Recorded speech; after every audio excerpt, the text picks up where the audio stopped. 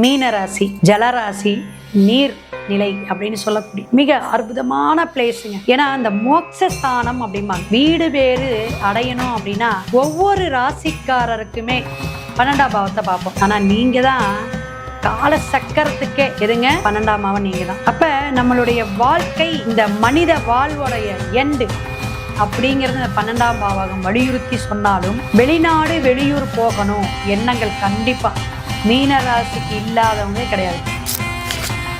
மீனராசி கிட்ட பழகுனாவே, மீனராசி கூட இருந்தாவே நமக்கு மனசு பக்குவம் ஆயிருங்க. நல்ல விஷயங்களை எடுத்து சொல்றவங்களா இருப்பாங்க. தனக்கே ஒரு விஷயங்கள் தோணும், யாரார்கிட்ட எப்படி பழக. நிறைய நட்பு வட்டாரம் இருக்கவே இருக்காது. லக்னமா ராசி வேற அடிக்கடி சொல்றோம். ஆனா அந்த ராசியில பிறந்தவங்களுக்கு தான் கொஞ்ச நாள் ஃப்ரெண்ட்ஸா இருந்தீங்க, ரைட். தன்னோட குடும்பம், தம்மளுடைய குழந்தைகள், தம்மளுடைய உறவுகள்னால ஒரு பெரிய அவமானம் சந்திப்பாங்க. அது உறவுகள் மூலியமாக ஒரு பெருத்த நஷ்டமோ பெருத்த அவமானமோ கண்டிப்பாக மீனராசியில பிறந்தவங்க சந்திப்பாங்க. உறவுகளை நம்பாதீங்க. இந்த ஜலமான ராசியான மீனமும் கடகம்லாம் அன்புக்கு மட்டும் கட்டுப்படுவேன், பாசத்துக்கு மட்டும்தான் கட்டுப்படுவேன். பரிவு உங்ககிட்ட தான், பரிதாபம் படுவீங்க. அதனால பல கஷ்டத்தையும் படுவீங்க. நட்பு வட்டாரத்துக்கு பரிதாபப்பட்டே பணத்தை கொடுத்து ஏமாளி ராசி. இப்படிங்க ஏமாத்துற ராசி சொன்னோம், இது ஏமாளி ராசி. வாழ்க்கையில ஒரு ஏமாற்றம் இல்லாத மீன ராசியே கிடையாது. அனைவருக்கும் வணக்கம். ஓம் பூச்சியாய ராகவேந்திராய சத்திய தர்ம ரதாயச பஜத்தாப் கல்ப விருஷாய நமதாம் காமதேனுவே.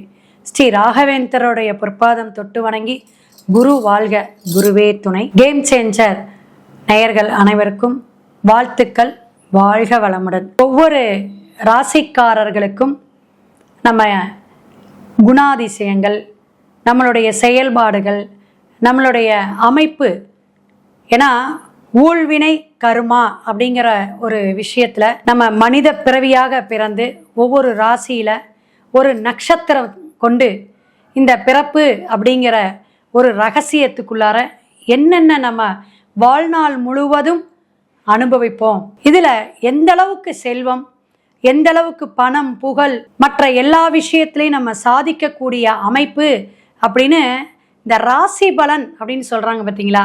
தினப்பலன், வார பலன், மாத பலன், இப்படி ஒவ்வொரு விஷயத்தையும் ராசியை வைத்து தான் நம்ம சொல்கிறோம். அப்போ ஒவ்வொரு ராசிக்காரர்களுக்கும் சில விஷயங்கள் இப்படி தான் நடக்கும் அப்படிங்கிறத கோச்சார கிரகம் வச்சு நம்ம சொல்கிறோம். இருந்தாலும் நம்ம பிறந்த ராசியை விடுவோமா? கரெக்டாக நம்ம ராசியில் இப்படி தான் இருப்பேன், இப்படி தான் எனக்கு நடந்துச்சு, இது மாதிரி விஷயங்கள் அப்படிங்கும்போது அது எல்லாமே உங்களுடைய ராசிநாதனுடைய குணங்கள். இதை தான் நம்ம பொறுத்து சொல்கிறோம். அப்போ நமக்கு எப்படிப்பட்ட வாழ்க்கை அமையும், குழந்தை பாக்கியம் இருக்கும், தொழில் இருக்கும், எப்படியெல்லாம் நம்ம சாதிப்போம், அல்லது ஏன் இப்படி கஷ்டப்படுறோம், அப்படி ப்ளஸ் மைனஸ் ரெண்டையுமே நம்ம இந்த வீடியோவில் உட்காந்து எல்லா ராசிக்காரர்களுக்கும் நம்ம சொல்ல போகிறோம்.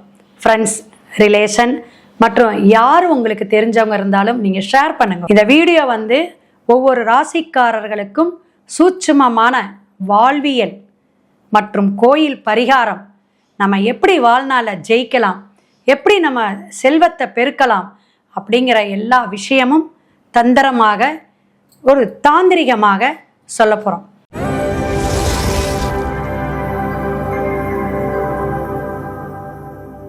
மீனராசி ஜலராசி நீர் நிலை அப்படின்னு சொல்லக்கூடிய மிக அற்புதமான பிளேஸுங்க. ஏன்னா அந்த மோட்சஸ்தானம் அப்படிம்பாங்க. வீடு பேரு அடையணும் அப்படின்னா ஒவ்வொரு ராசிக்காரருக்குமே 12ஆம் பாவத்தை பார்ப்போம். ஆனா நீங்க தான் கால சக்கரத்துக்கே எதுங்க 12ஆம் பாவம் நீங்க தான். அப்ப நம்மளுடைய வாழ்க்கை இந்த மனித வாழ்வுடைய எண்டு அப்படிங்கிறது 12ஆம் பாவகம் வலியுறுத்தி சொன்னாலும் வெளிநாடு வெளியூர் போகணும் எண்ணங்கள் கண்டிப்பா மீனராசிக்கு இல்லாதவங்களே கிடையாதுங்க.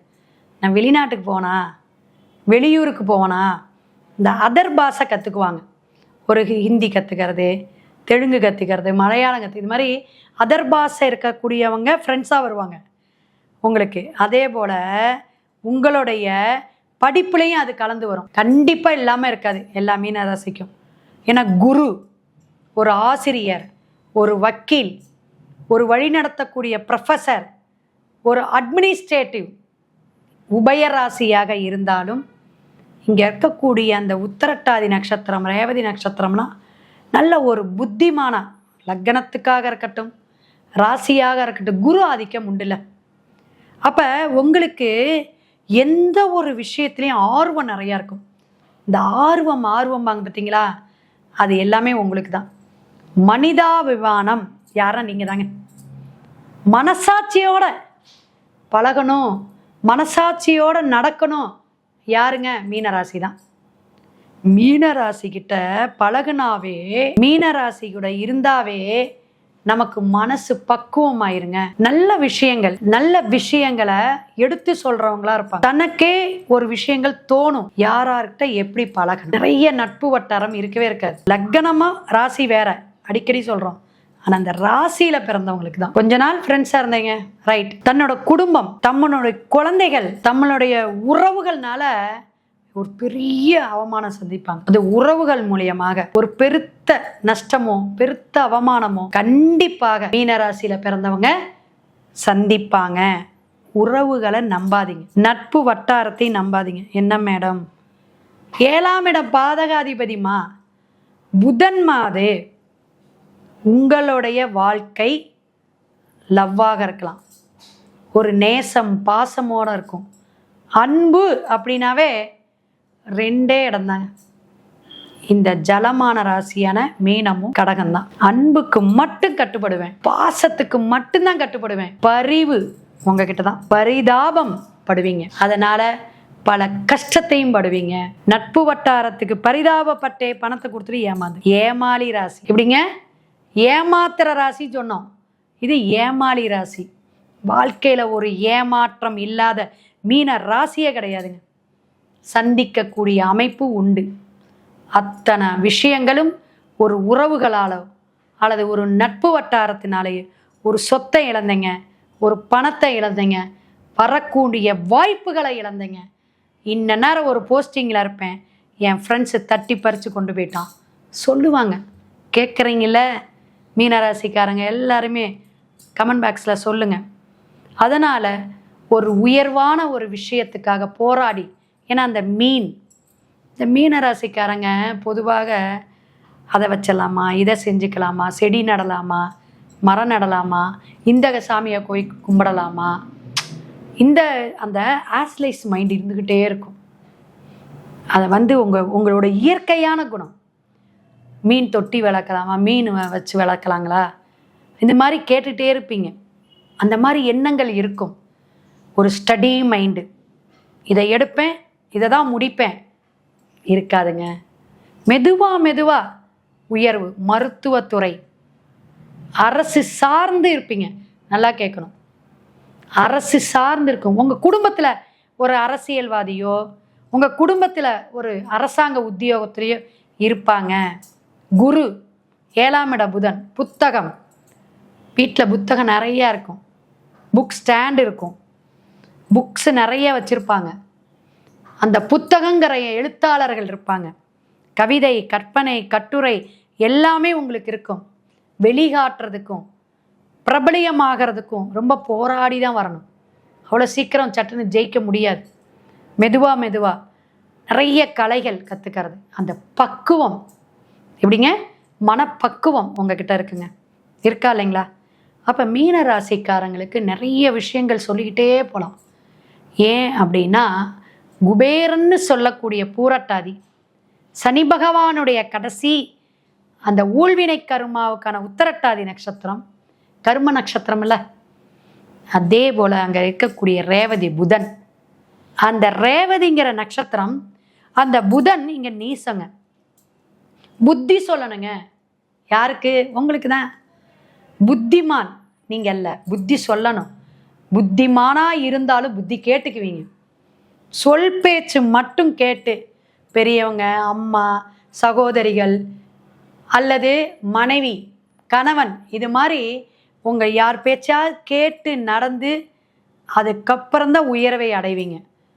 அது பேச்சை கேட்கலைன்னா நீங்கள் அப்படியே தான் இருக்கணும்.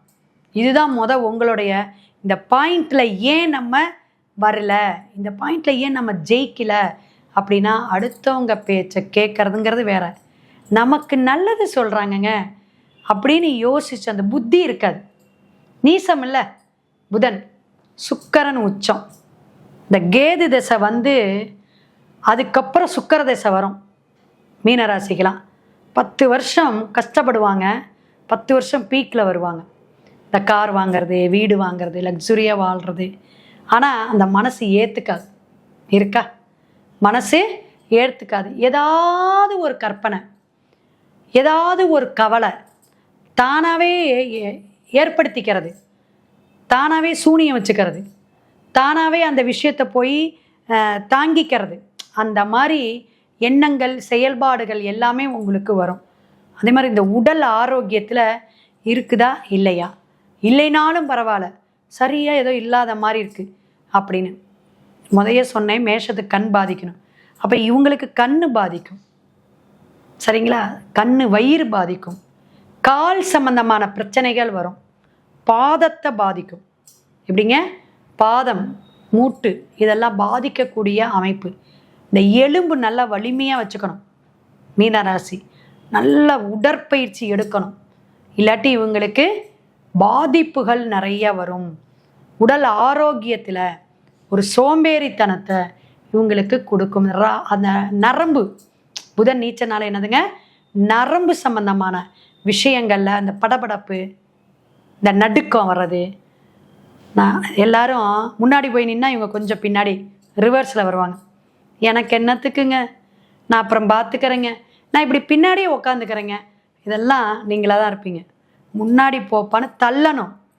அப்போ உங்களுக்கு எப்பயுமே என்ன செய்யணுங்க, உங்களுக்கு யாராவது ஒரு வழிகாட்டியை வச்சுக்கிட்டே இருந்து நீங்களும் மனசார நம்பிக்கையோட.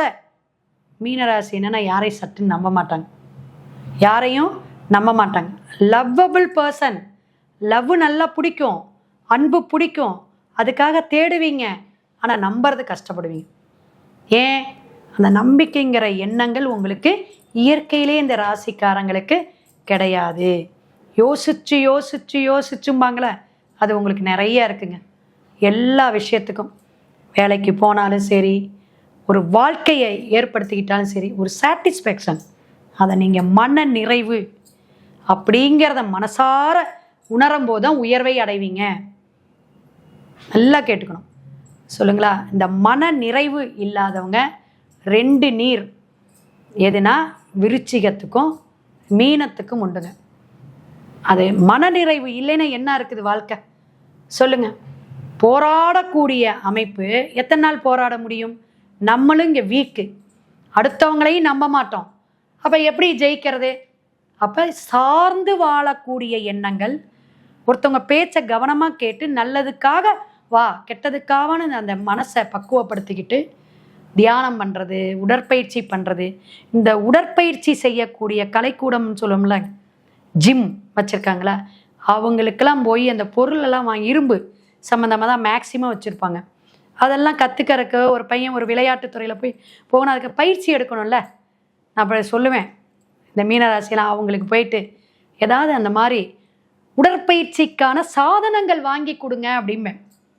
ஊனமுற்றவர்கள், கால் நடக்க முடியல, அதற்கான இரும்பு ஸ்டிக்கு பிடிமானமாக நடக்கக்கூடியவங்கக்காக அதை வாங்கி கொடுங்க, உங்களுக்கு படிப்படியாக உயர்வை உண்டு. இதான் தாந்திரியங்க. தந்திரமாக நம்ம ஜெயிக்கணும், ஈஸியாக ஜெயிக்கணும். கழுவற மீனில் நழுவற மீனாக வரணும்னா, இந்த செருப்பு தைக்கக்கூடிய தொழிலாளிலாம் இருப்பாங்க, அந்த மாதிரி செருப்பு தைக்கக்கூடிய அவங்களுக்கு நீங்கள் போய் சாப்பாடு வாங்கி கொடுக்கறது, நல்ல உணவு வாங்கி கொடுக்கறது. 3 மாதத்துக்கு மேலே செருப்பு போடாதீங்க, மாற்றிடணும். புது செப்பல் அடிக்கடி மாற்றணும். நீங்கள் பாதசாரமாக போகக்கூடிய, இந்த சாலை ஓரமாக இருக்கக்கூடிய அவங்களுக்கு நிறைய உணவு தானம், பணங்காசை கொடுக்காதீங்க. உணவு, அன்னதானம். ஏன்னா இயற்கையில் உங்களுக்கு தர்ம சிந்தனை இருக்கும், தாராள குணமும் இருக்கும், கன்ஃபியூஸ் மட்டும்தான் அதிகமாக இருக்கும். ஸோ தூக்கமின்மை இருக்கும். ஏன்னா 12ஆம் பாவகம் எப்படிங்க, தூக்கமின்மை இருக்கும். இப்போ கோச்சார கிரகங்கள் எப்படி இருக்குது, நம்மளுடைய சனி பகவான் தாக்கம் எப்படி இருக்குது, இப்போ 7.5 சனி வேறு, இதெல்லாம் நமக்கு எப்படி பாதிப்பை கொடுக்கும்னா ஜாதகம் பார்த்துக்கணும். அதனால் ஜாதகம் பார்க்குறக்கு நிறைய விஷயங்கள் நம்ம சொல்யூஷன் கொடுப்போம். டிஸ்பிளேயில் என்னோடய ஃபோன் நம்பர் வருது. மேச முதல் மீனம் வரை ஒவ்வொரு ராசிக்காரர்களுக்கும் சிறப்பான வாழ்வியல்ல எப்படி நம்மளுடைய விஷயங்கள் எப்படிங்கிறத விஷயத்தை பலாபலனும் பரிகாரமும் அழகாக சொல்லியிருக்கோம். இன்னும் உங்களுக்கு நிறைய விஷயங்கள் கொடுக்கணும் அப்படின்னா தசாபுத்தி பார்த்து நம்மளுடைய கிரக அமைப்பை பார்த்து நீங்கள் ஜாதகமே இல்லைன்னா கூட பிரசன்ன முறையில் நம்ம ஜாதகம் சொல்லுவோம். சோழி பிரசனம், வெற்றிலை பிரசனம், வாஸ்து, எண்கணிதம், நியூமரலாஜி படிலாம் ஈஸியாக ஜெயிக்கலாம். அது மாதிரி நிறைய விஷயங்கள் இருக்குது. எதுவாக இருந்தாலும் ஃபோன் பண்ணி நீங்கள் உங்களுடைய ஜாதகத்துக்கான அப்பாயின்மெண்ட் வாங்கிக்கோங்க. அழகான சொல்யூஷன் கொடுத்து அற்புதமான வாழ்க்கையை இந்த 2026 நீங்கள் மாற்றிக்கணும் அப்படின்னு 12 ராசிக்காரர்களுக்கும் வாழ்த்துக்களையும் வாழ்க வளமுடன் என்ற வாழ்த்துக்களை சொல்லி விடைபெறுகிறேன். சிவாய நம. திருச்சிற்றம்பலம்.